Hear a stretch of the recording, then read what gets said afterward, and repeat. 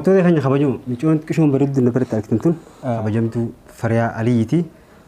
Sammuun isii haalaan guddoodha garuu qaamaan gisee ilaalatti qora sammuun isii faastee haalaan yaabduudhaan nama guddaa oole jechuun ni dandeessi.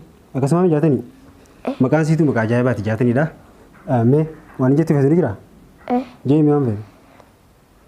Sirba Saartus Maayyoo. Sirba Saartus Maayyoo sirbi feeta? Sirbi mee hin dhaggeeffadha?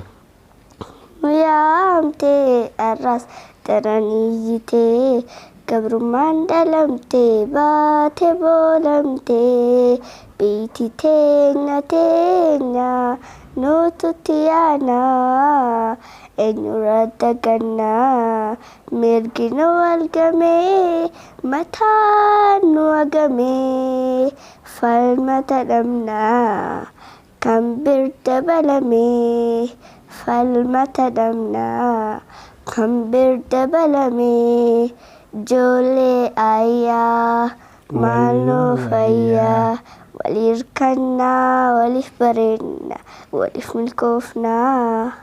Waaw! Bineensuma kannaafi jabaadhaa guyyaa har'aaf hangooma isiniif dhiyeessina. Jaatanii galatooma jiinka sabiskiraayib godhaniin Oromoo Multiimiidiyaa. Isaatiin? Sabiskiraayib godha. Oromoo Multiimiidiyaa sabiskiraayib godhaa isiniin jettee jirti galatoomaa isiniin jenna ati illee galatoomee haa? Ayyee guddadhaa.